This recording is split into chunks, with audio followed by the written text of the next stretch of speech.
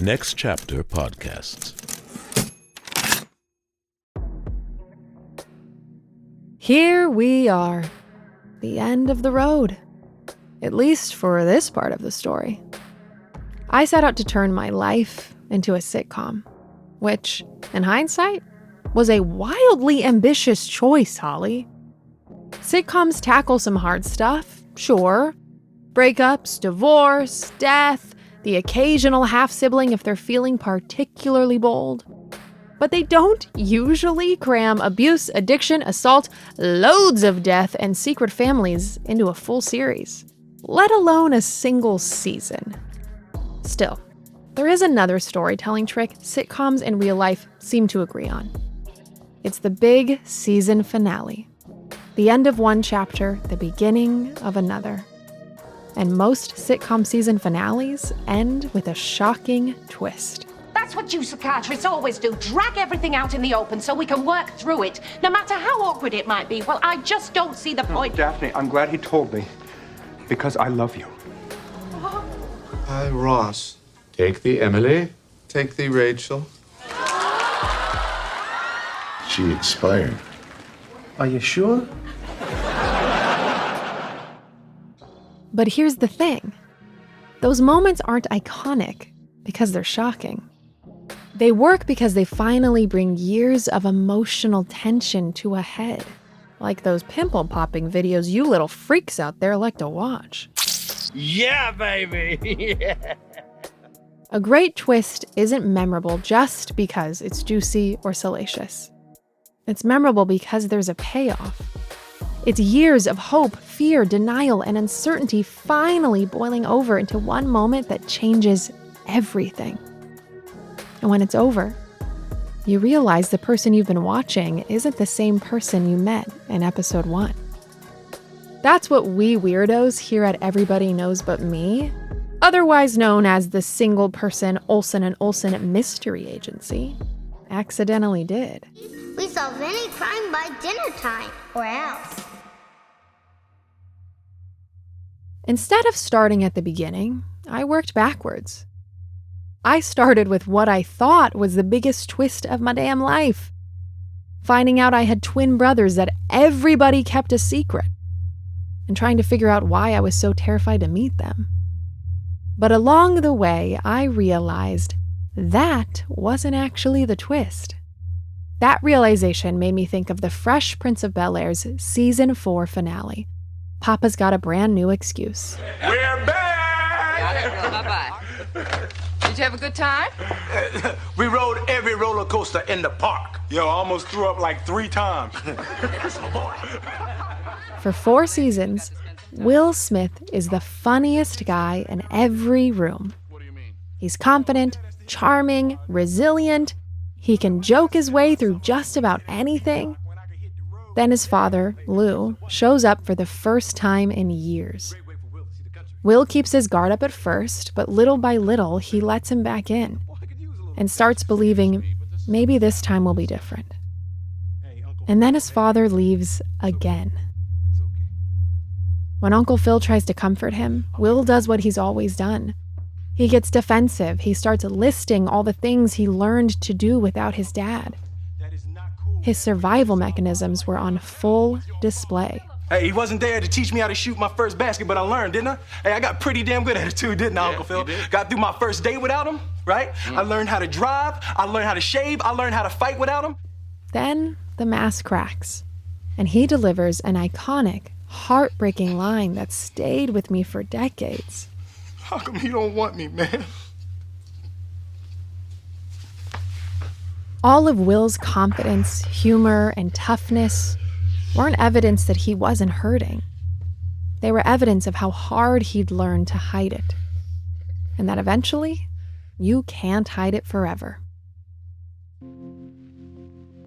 It would also be easy to watch that episode and decide Lou is just some cartoon villain. But he isn't. At least, not to me anymore. He's selfish, he's unpredictable, he breaks promises. But he's also charismatic, exciting, and convincing. And he's Will's father. As an adult, I don't just relate to Will. I relate to the questions underneath his breakdown. I had countless times when I'd look at my parents and think, why wasn't I enough? Why couldn't you stop hurting me? What did I do to deserve this? I carried those questions for years. Every year, the chip on my shoulder got a little heavier until eventually I realized it weighed me down so much that it was preventing me from living. There was a younger version of me desperately waiting for answers and still trying to make sense of the people who were supposed to raise her. She believed that if she could solve the mystery of why things happened the way they did, she would be fine. Dang, she deserved a lot more than fine. She deserved the chance to grow into her own life instead of spending the rest of it trying to untangle everyone else's. And to do that meant no more secrets, no more gray area, total authority over my own story. So whether anyone was comfortable with it or not, even my twin brothers, who I had literally just met, I knew I was gonna do this. I needed to know what the payoff felt like after decades of questions. But healing isn't a straight line. Doing something this important for myself meant involving other people. People with their own memories and their own pain, their own versions of the story. And I think that's what stops so many of us from confronting the things we've held on to for years. Not just that we're afraid of the truth, it's that we're afraid the truth might hurt someone we love. I've made this project with my family in mind every single step of the way. I love them so much, and the last thing I ever want is to cause them pain. But I'd also be dishonest if I told you everyone reacted the same way. Some people found clarity, everyone had moments of reflection, some disagreed with the way I remembered certain events. Naturally, some heard what they wanted to hear. And I don't blame them. In fact, I feel closer to everybody after knowing their reaction. Because I've realized my responsibility is over, done, kaput, fin. I've developed a superpower to love everybody exactly as they are, regardless of what their takeaway from this show has been, which is a hell of an emotional upgrade. I started with more of a Batman origin story, dead parents, unresolved trauma, lots of resentment and brooding. But during this process, I got bit by a radioactive guidance counselor and turned into goddamn mutant Mr. Feeney. Feeney? Ow! And I finally let myself be exactly who I am. Because you don't have to earn your story. You don't have to earn being believed. So, let's be honest about how my family reacted, shall we? Time for one last chat with my dad's sisters. From Next Chapter Podcasts and Companion Arts, this is Everybody Knows But Me, Episode 10. The one with the season finale. I'm in a unique position to talk to people as this podcast is happening and see how everyone's feeling and what we've all taken, how we've thought about this really weird thing that I've put everybody through. And I couldn't have done it. I might have done it no matter what, even if people didn't want me to. Who knows? There's a world in which I might have done it no matter what, but You would have. I think you would have. I do think deep down I knew that I would do something that no one would be mad at the end of the day. Even if it was uncomfortable. I was like, I promise, just let me guide you there. So I just firstly want to thank you all because I know that this has probably been a little uncomfortable at times. And it's been super difficult on my end. So I can only imagine in a different position of learning new things and hearing this so intimately in your ears, how that must have felt. But I want to start off by saying thank you, and I love you all so much.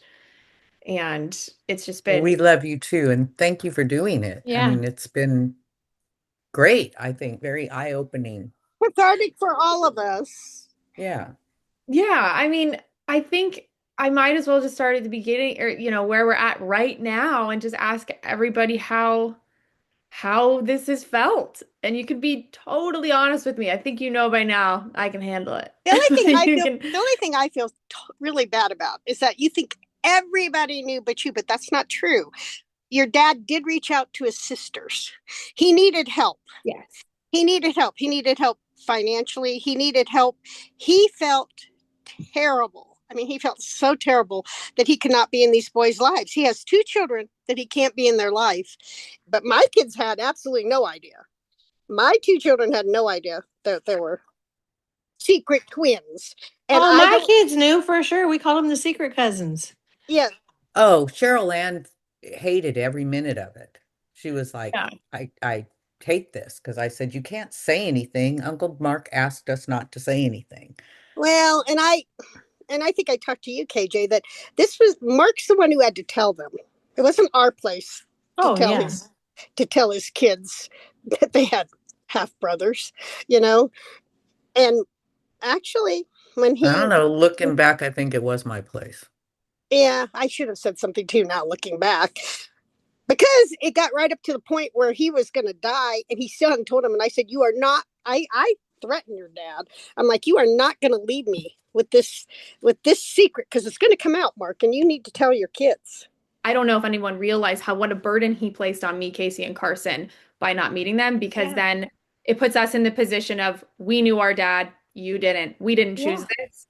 And I felt like when I was 20, I had no idea how to talk about that with younger boys. And I had lived such a life of difficulty. And I don't know exactly the life that I know that their life was not easy. And I can't wait for all of us to cathartically get to talk about it together. When the podcast first came out, I reached out to them and asked them if they had listened to it because I said, you're going to hear some hard truths about your dad that I know your mom never told you. Whether she even knew, I don't think she even knew. And I knew that, and it felt like a burden that I did not know how to deal with because I didn't know how to, that was not my reality. And I wasn't gonna, it was hard to have all that stuff happen to you and then feel like you're in a position to then pretend to these boys. Exactly. So I just didn't know how to deal with it until now. And I would think if it had happened earlier, if you'd met them when you were much younger, you would have been really more angry at their belief or their perception of your father versus the reality. Yes. Yeah. And I think that you're able to handle that now. I think one of my questions was, if this has changed, if this whole thing has changed to your perception of how we ended up meeting them or why I didn't want to meet them. And so it has mine because it changed a lot of my perception or a lot of my feelings because I thought honestly the only reason you didn't want to meet them is just because you were angry and pissed and that there was a little of that but there was so much more. And I hope after you did find out about them, I'd hope that I never put pressure on you to meet them. We did at Thanksgiving, and I don't even know how that all happened. Well, I meant for years before, because you knew about them years before you met them. Yeah. Oh, no. And so for years before, once you found out, was it like immediately, did you feel like we had all pressured you to meet them? Oh, it was, I would say over the course of a very long time, I've known about them for so long. It was like varying levels where it would be maybe a little pressure here, but then also an understanding that there's just a simmering, we want you guys to meet because why wouldn't you? And that was something that I now understand in doing this podcast is the position that you all were in. And I did not know that. It was not something I could think about when I learned about this when I was 17. But now I understand that a lot better. I had no idea. And it makes a lot of sense when you talk about how you had to process it and how you had to be ready and how, there were things you had to go through before you got to that point, and it makes total sense. It Yeah. didn't always to me, because I would think if someone called me and said, you have two twin brothers you don't know, I'd want to meet them immediately. But I'm 60 plus years old. We won't go into exactly how many 60 years that is, but so it's real easy for me to sit here and say what I would do, but I don't know what I would have done at 17 or Right. 14 Yeah. or, probably the same thing you did, Holly, because whether, you really believe it or not, you and I are really a lot alike in personalities. Now we know even more. That middle child, I know. Well, it made me understand a whole lot more, Holly, because for a little bit of time I didn't understand, and I'm like, Carson really wanted to meet his brothers, and the whole holdup was Holly, because I even offered to fly Carson out to Texas to meet his brothers, and he said, no, we've got to do it together. Good for Carson, because you did. I get that. Now I do, but at first I'm like, oh, so what's the holdup? Yeah, I thought the same thing. I was like, just go meet him. Big deal. They're just kids. I mean, they're just whatever. But now I can understand. Now I get, yes. Yeah, we didn't understand it. So you helped us all, Holly. This has been good for all of us. All of us. I have just I'm just in awe of all three of you of how much you love your parents. No, despite what they put you through. Like that capacity that you guys have to love is just amazing to me. I don't know if I have it, but I don't think I do. But the fact that you do, it's just incredible. Yeah. And can I say something, Holly? I love you to death. You know that. But I was the last episode, I was a little taken back. And that's why I haven't texted you or talked to you, because I've been trying to process and thinking about it. Because I'm like, Holly has so much love in her heart. She's such an empathetic person, but never once do I hear any empathy about her half brothers. Like, here they are. It's Thanksgiving. It's a big family meal. You said, but did you ever once stop and think they don't have a big family. They don't have hardly anybody. And we wanted to really include them. And did you ever think, here they are, no mom, no dad? Yeah. Did you ever stop and think, well, maybe? I think this is my way of showing that is by saying it was never that I didn't care about them. It was never that I didn't have empathy for them. I felt like we were dealing with so much and it was unrelenting and didn't end. I felt as a child, a brain could only handle so much at once. And I just couldn't, when I felt like my life was hanging on by a thread, and I still felt that way, even when I was an adult in my 20s, because my mom, we all knew she wasn't doing the proper steps to probably recover, but I was trying to showcase in the show that we were just so desperate for a parent that we weren't necessarily handling it the right way, or we didn't know how to handle addiction. So I was so focused on trying to make sure that no one else was dying that it was really hard to stop and give more energy to something that I also felt these really complicated, unresolved feelings about because of my dad, and it was never that I didn't care about them, and that's what, unfortunately my mom passing helped me understand how to communicate this better, because I can understand why it would come across that way. But just over the Thanksgiving thing, and I don't even know how that all came to be, honest to God. I know it's complicated. There's a lot of. I feel so bad about that now, but I'm thinking, did she ever stop to think, I want this done on our time, and I don't want it at Thanksgiving, but what are those boys going to do at Thanksgiving if they weren't invited? Yes, we absolutely did think about that. Yeah. Yeah. Like, I only included snippets of what was discussed with Casey, and Carson, but yeah, definitely we absolutely thought of that. It just wasn't something that I think it was such a curveball that it was a process to understand how we handle it. So I think I've always felt misunderstood to some degree, and I know you were. Now I know that, yeah, now I know that is part of it, is like kind of knowing that there's this disconnect of what people understand about our choices, and I felt so mad at my parents' choices often that felt like they influenced my own choices, that I was like, I need there to be some collective understanding for myself that some of the choices I made were because of that maybe people have questions about were not my choices alone. They were built by a lifetime of other people's choices. And Well, could it also be maybe, and I don't know, I just thought of this, you in your mind, you're thinking, well, my dad never even met him, so what's the big deal? Like, I mean, it's not like they're a part of his life, so why are they a part of mine? 100%. I mean, that was definitely top of mind when we first found out about him. Yeah, like, we can't meet them because my dad didn't meet them, so we can't meet them. And then once he passed, then it became a little like, then it was just this ladder of steps to finally meet them. I think like couldn't meet them when my dad was alive. Mom was hanging on by a thread, had to take care of her, and we just wanted a parent. Then turns out that's not how that works, and you just need to live your own life without having to worry about other people, and it's not something that I really realized until now. So you can't live your own life without worrying about other people.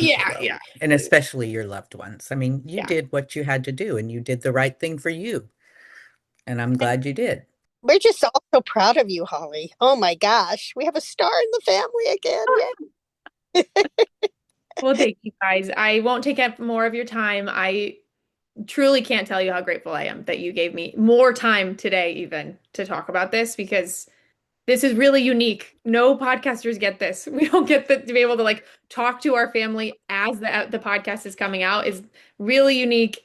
And I think it's like really beautiful, a testament to the show's thesis of like, it's possible to love people like no matter what, no matter when. No matter what hell you go through. Yeah.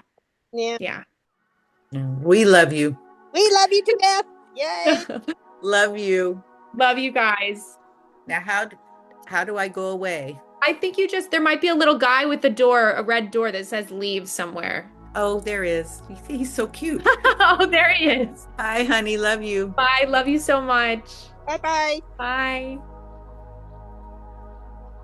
If you'd asked 17-year-old Holly what she wanted, she probably would have said answers. If you'd asked 25-year-old Holly, she probably would have said justice. 34-year-old Holly, she just wanted to be heard. And my family all listened, literally, to this podcast. Some of my aunts even refer to every episode as a single podcast, as in, I just finished today's podcast. And that brings me an unreasonable amount of glee every time. I love those rascals. During our conversation, though, my Aunt Cecilia made a surprising comment that caught me off guard. She asked whether, in the lead up to Thanksgiving, I'd stop to think about how my brothers might feel if we changed the plans my family had made. It was when she used the word empathy that made me realize just how differently we'd all experienced this secret. My dad decided to keep my brothers a secret. He asked his family to keep that secret too. He decided not to meet them. Then, after he died, Casey, Carson, and I had to figure out how to live with the consequences of choices we never made. Very few people ever stopped to ask what it actually felt like to be the kid living inside those decisions. What it felt like to discover your family had kept a life-changing secret from you. What it felt like to inherit my dad's choices. To suddenly become responsible for building a relationship under the most complicated of circumstances. And yet, my empathy was questioned while I was dealing with yet another life-changing moment I had lost control of. Before anyone ever asked how it would feel, the decision had already been made for me to meet my brothers at Thanksgiving. And I know that came from love, I really do. But it also came from a heaping serving of assumptions, a side of expectations, and a whole gravy boat of misunderstanding poured on top. It echoed the same feelings I'd been dealing with since my dad died. That what I needed didn't matter, and it was my responsibility to make everything okay for my twin brothers. Their happiness, their holidays, their situation, to heal a wound none of us had created. Of course, I thought about my brothers. all the time, just not in the way everyone assumed. I thought about them while trying to keep my own family alive, while keeping myself alive, while grieving both of my parents, while trying to become someone who was emotionally ready to meet them. I had to get through all of that first, before I could get to them. Through making this podcast, I've come to understand my dad's decisions and my family's more than I ever thought I would. And one of the greatest gifts they've given me is the freedom to wrestle with those decisions openly, alongside them, until we found something that feels a lot closer to understanding. Not because I agree with everyone's choices, or that I would have made the exact same ones, but I have empathy for every single one of them. Because I finally understood the impossible paths forward everyone was trying to navigate, including me. And now, for the first time in my life, I get to think about them as just my brothers. I met my brothers while I was already well into writing this podcast, and I told them about it only a few months after we'd spoken for the very first time. And I was terrified. I didn't know if they'd respect my choice to publicly investigate this secret we all belong to, or if they'd understand it was never really about them at all. I kept thinking, they're 20, maybe they won't get it. But their response surprised me. So my perspective is that whenever you are really looking back on a story or a time or a memory or your life, being able to articulate it in a digestible manner, like a story or a podcast or whatever, is so important to truly understanding how you truly feel about it. Because us as humans, we all have regrets, right? That's the pain and the joy of the human experience. But the closer you can get to your true feelings, the better, right? The less those regrets are going to hurt down the line. And so being able to articulate it, being able to tell it in your own way in humor and practice it and really think about it and put it into a story that's digestible for you and me, I think that that is one of the best, if not the best way to properly understand what the hell just happened for the past 30, 40 years, right? And so I'm all for it. I think laughing is the best medicine, and telling a story is the best way to deliver that medicine. So I believe that it's truly a great thing, and I absolutely love it. And I've been supportive of the start. Personally, I was like, I was never a secret to me, and I was very excited to meet you guys at whenever it was, and I'm honestly surprised it was this long, but I mean, I kind of understand it in a way. I'm just glad that it is the way it is now. I will say that for sure, and I hope that there is another, maybe longer term, not longer term, but like less than 2 days at Thanksgiving. Maybe there's a Christmas somewhere, hopefully somewhere in Texas or in California. Maybe there's a Christmas in the future or a different outing where we have more time together, I hope. Yeah, not around 40 some odd people too. Yeah. While talking to them about this podcast, I learned another piece of information that helped me make sense of everything. My younger brothers had known about us for as long as they could remember right from the start. They didn't even know the secret of them existed. For them, we'd always been a presence. For me, they appeared when I was 17, shrouded in mystery. Our experiences meeting were never going to be the same. They haven't listened to this podcast yet, and I don't blame them or expect them to. This is a lot to digest all at once. Just like they've spent years thinking about meeting us, I've spent years sifting through family secrets, trying to make sense of a life that truly felt stranger than fiction. I hope they listen someday, whenever they're ready. Because while this project has become a lot of things, an investigation, a comedy, a tragedy, a family reunion, a love letter to the relationship we could have had, it's also the reason I was able to meet them in the first place.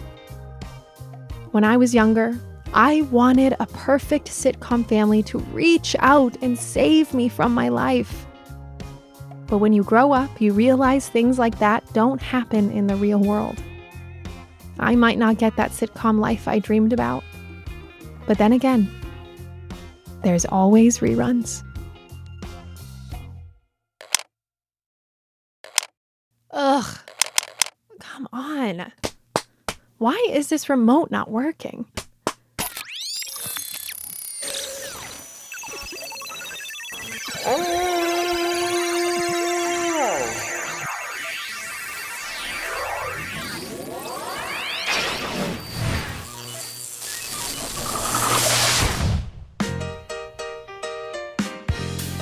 Everybody Knows But Me is brought to you by the healing power of flying full speed down a slip and slide into a kiddie pool, and the prophesied return of the Pizza Hut Summer Reading Challenge that was foretold long ago.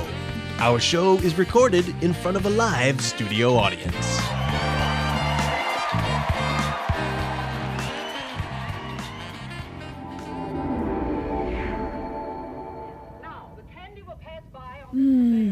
Huh? What? Where am I? This looks so familiar. Wait, what's going on here? A poster of Lance Bass, a beat-up VHS of Clueless, an iguana that looks like a dead ringer for the one I named Lizard McGuire back in 6th grade.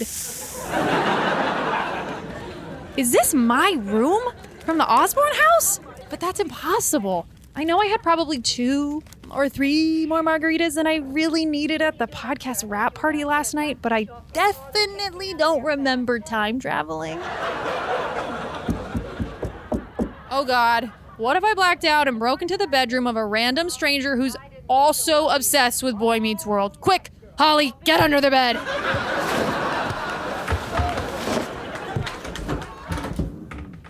Hey, Holly.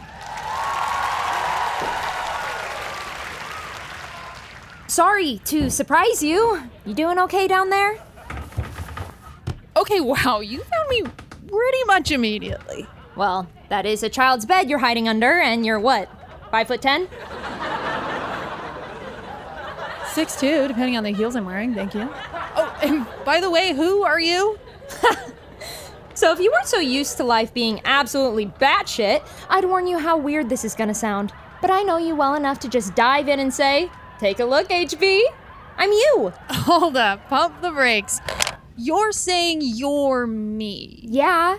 Just think of yourself before your knees started popping like shotgun blasts every time you bent down to tie a shoelace. Well, I don't remember being so goddamn rude at your age. Prove it. What did I name my Furby? Easy. That's a trick question. We were too poor to buy a Furby, so we had an uglier knockoff brand called Chinchilla. By the way, you kept all the Beanie Babies, right? Tell me we become like totally rich off them. Ooh, I've got some tough news for ya. But wait, like really, how is this happening? How are we both here? Another easy question. It's a dream sequence, you melonhead. Wanna go talk to Mom? Right now? Does that mean that... Even your other lizard moose is here. Everybody's here. Come on, let me show ya. Hang on. This actually isn't the Osborne house. This is a sound stage. Now you're starting to get it, older me. This isn't just any old dream. This is your dream, our dream, the one we always wanted. It's the sitcom of our life. You ready?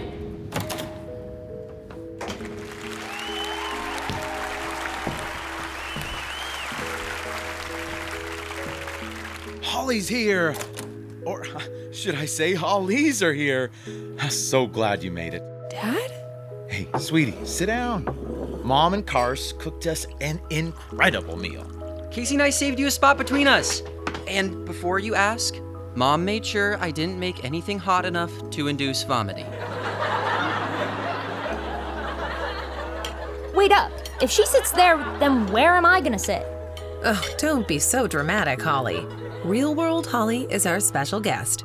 Please, honey, have a seat. Wow, Mom, some things never change. How about we take turns, okay? First, I'll sit and eat, and then you can...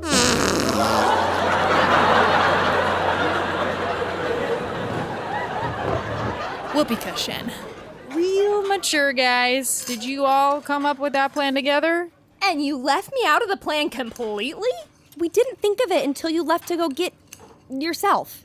Also, we worried there might be some kind of metaphysical telepathic connection between you two that would spoil the surprise. But tell us, adult Holly, what do you think of the show? Is it everything you thought it would be? Actually, the idea of just like a wholesome family dinner feels kind of novel. But all in all, it's just so surreal. But, like, are you like a big celebrity now? Do you go water skiing with Spider-Man? Are you like best friends with Mr. Bean? Interesting what your idea of success is, Cars. But I already asked her, and it sounds like the best she's got is riding the public bus driven by a guy who kinda looks like Mr. Feeney. Hey now, honey. There's more to life than being rich and famous. I mean, don't get me wrong. A 3-picture movie deal and book tour would be fine by me. Plus, maybe like a spoken word album or an HBO special wouldn't hurt. Mark, darling, would you kindly shut up for a second? Right. Really, Holly, the main thing we want to know is, are you happy? Happy? Am I? I guess. I don't know. I think what your mother means is, did you get to do what you wanted out of this? You told your story, our story, without fear, without doubt, and with some pretty damn funny bits mixed in. Are you okay now? Are you ready to move forward? I think I've been okay for a while now. I think I know who I am now, the real me. The one I'm ready to love just as much as I love all of you, which is kind of why I'd like to stay here for a little while, maybe. Just a little bit longer. You know what I love about this timeline? I don't have to drive everyone everywhere, aka break the law on a daily basis, something I am firmly against. Sorry to interrupt this tender made-for-TV moment, but if she sticks around, what does that mean for me? Do you guys like her? More than me? No, Holly, wait! Please don't leave us. Of course we love you. Nothing will ever change that. Yeah, right! With a new cooler Holly with her therapeutic coping skills and badass tattoos. Who needs me around anyway? Holly, stop. Listen to me, okay? Of course they need you. I need you. I wouldn't be the person I am today without you. Everything you went through, everything you did for Carson, Casey, Mom, Dad, even our brothers. Every funny word I've ever uttered, every ounce of strength I've got. I'm only gonna be with you guys here for a little bit longer in this house, but all of those things are things that I'll share with you forever. Besides, without your devious little mind, how else are we gonna get Carson to believe that he somehow turned invisible? I knew you guys could see me! Holly! Holly! Holly! Holly! Holly! Holly! Holly! Holly!